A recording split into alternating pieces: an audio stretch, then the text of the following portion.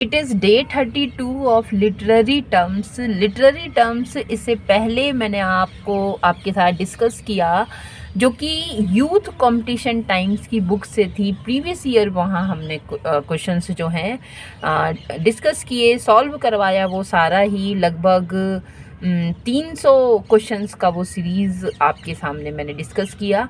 और इसके आगे अभी कुछ और भी ये लिटरेरी टर्म्स एक और दूसरी बुक से मैं आपके सामने लेकर आई हूँ। और देखिए, सबसे पहले आज का क्वेश्चन है कि डोरिस लेसिंग्स क्या सिकस्त इज़ एन इंस्टेंस ऑफ। तो डोरिस लेसिंग की जो वर्क है सिकस्त, वो किस चीज़ का उदाहरण है? कैंपस फिक्शन है, डिटेक्टिव फिक्शन है, स्पेस फिक्शन है, या फिर नन ऑफ दीज, इसमें से कोई फिक्शन नहीं है। कैंपस फिक्शन हम उन फिक्शन को कहते हैं, उन काल्पनिक वर्क को कहते हैं जिनके अंदर स्कूल कॉलेज स्टूडेंट्स की स्टोरी होती है। स्पेस फिक्शन हम उन फिक्शन को कहते हैं जो बेस्ड होती है साइंस पर, जहाँ स्पेस अंतरिक्ष की बात होती है, वो स्पेस फिक्शन कहलाती है। डिटेक्टिव फिक्शन में कहीं ना कहीं जो स्टोरी है चोर पुलिस की है, कोई चीज़ किसी को छुपा दी जाती है और उसे डिटेक्ट करने का काम होता है। तो ये जो डोरिस लेसिंग की सिकस्त है, ये एक स्पेस फिक्शन है। सिकस्त एक स्पेस फिक्शन है, सिकस्त एक स्पेस फिक्शन है। नेक्स्ट क्वेश्चन हम देखते हैं कि it is a kind of fiction which deals.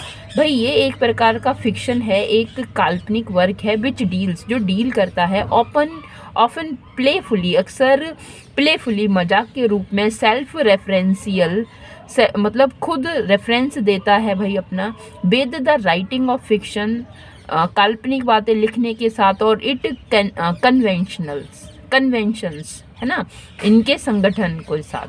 तो ये है क्या है? It is a space fiction, campus fiction, Meta fiction, या फिर नन ऑफ दीज।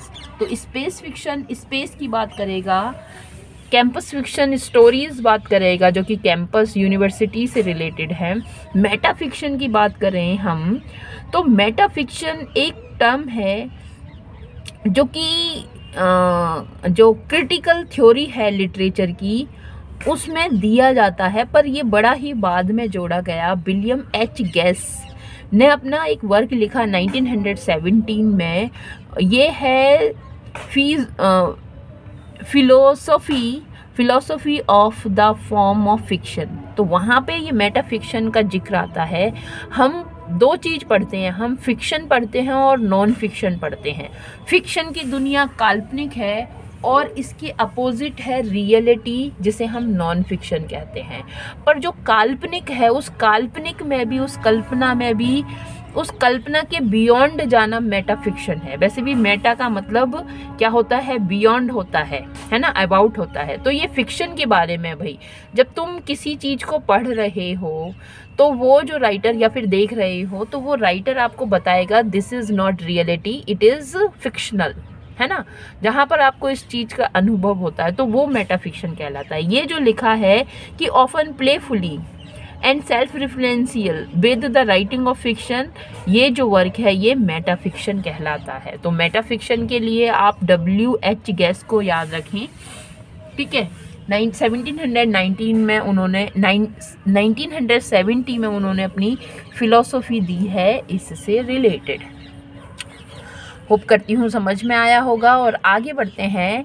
लिखा है who defines meta fictions as fictional writing. किसने इस बात को मेटा फिक्शन को डिफाइन किया है, परिभाषित किया है एज फिक्शनल राइटिंग, कि ये काल्पनिक राइटिंग है विच, जो कि सेल्फ कॉन्शियसली, की खुद जागरूक होकर, एक सिस्टमेटिकली ढंग से draws attention to its status, वो अटेंशन को ड्रॉ करती है, आकर्षण को ड्रॉ करती है to its status as an artifact, है ना, आर्टिफैक्ट रूप में, काल्पनिक रूप में, in order to pose questions about the relationship between fiction और रियलिटी। फिक्शन और रियलिटी की मध्य एक क्वेश्चन अराउज करती है भाई, और ये आपको जागरूक भी करती है, सेल्फ अवेयर भी करती है, सेल्फ कॉन्शियसली आपको रखती है ना, कि भाई जो तुम आप देख रहे हो वो रियलिटी नहीं है, वो क्या है, वो फिक्शन है, तो इसीलिए इसका नाम मेटाफिक्शन है। तो ये बात जो कही है वो किसने कही है? Patricia bog. पैट्रिशिया बॉग ने इस बात को कहा है, पैट्रिशिया बॉग ने इस बात को कहा है। और पैट्रिशिया बॉग, यहाँ पे आप न्यू क्रिटिसिज्म देखोगे लिटरेचर के, तो वहाँ इनका नाम बड़े ही चाव से लिया जाता है ना। और नेक्स्ट हमारा क्वेश्चन है कि it is a genre of fiction, कि भाई फिक्शन की ये शैली है विच कंसंट्रेट, जो जोर देती है, कंसंट्रेट करती है ऑन यंग वर्किंग वीमेन पर, जो नवयुवतियाँ हैं, वर्किंग वीमेन हैं, उन पर, उन देयर इमोशनल लाइफ्स, और उनके इमोशनल भावुकता से भरे हुए जीवन पर कंसंट्रेट करती है। इस टाइप का जो वर्क है क्या कहलाता है? It is metafiction, campus fiction, chick lit और नन ऑफ दीज। तो इस तरह के वर्क आप ने पढ़े हैं अपने BA MA में पढ़े हैं लिटरेचर में। इस तरह के जो वर्क हैं वो चिकलिट कहलाते हैं, वो चिकलिट कहलाते हैं, चिकलिट, ठीक है। तो चिकलिट का मतलब लिटरेचर से है, और चिक का मतलब यंग वीमन से है।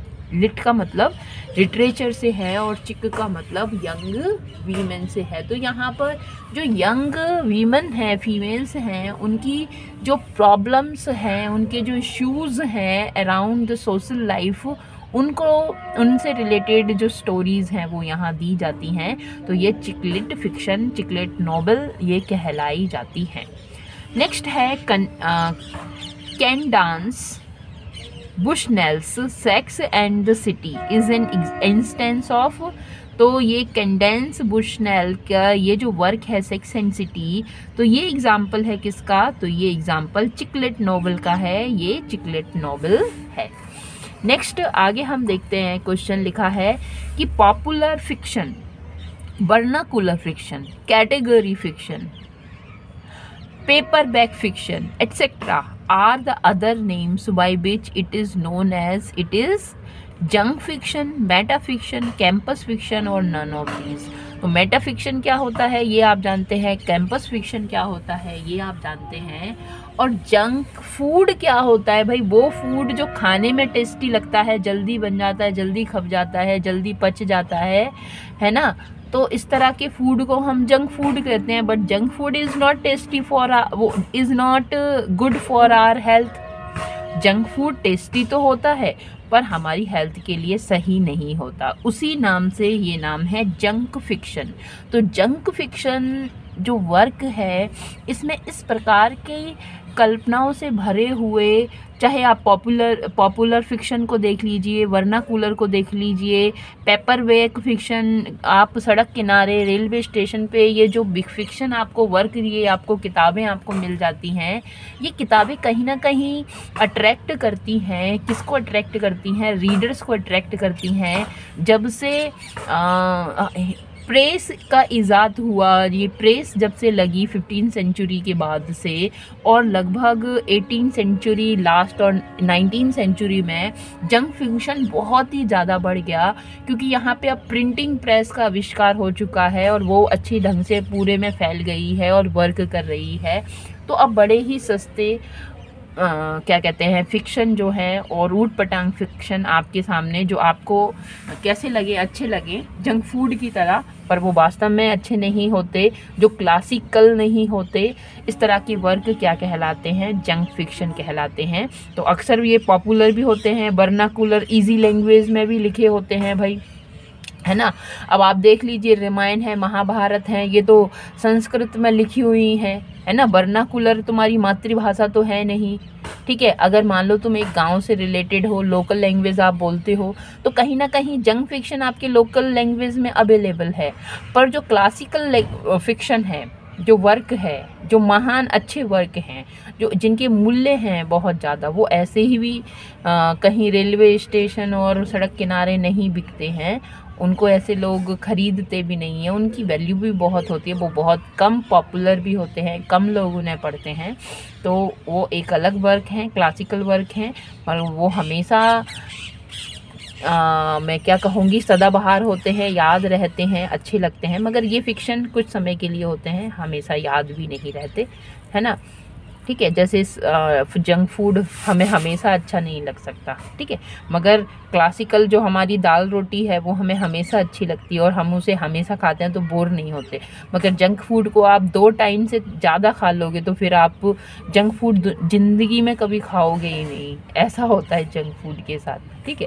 कभी आप, एक बार की बात है कि मैंने बहुत सारी मैगी खा ली थी, उसके बाद मुझे मैगी इतनी बुरी लगती है, बहुत बुरी लगती है। मैं अक्सर उसे अब अवॉइड करती हूँ खाना। उसके बाद मैंने बहुत ज़्यादा खा ली थी, मेरा पेट भी दर्द करने लगा बहुत ज़्यादा, ठीक है।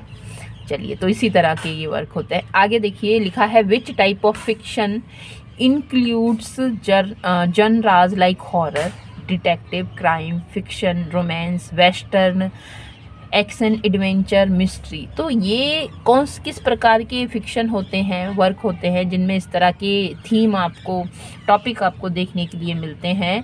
तो junk fiction, Meta fiction, campus fiction या फिर नन ऑफ दीज।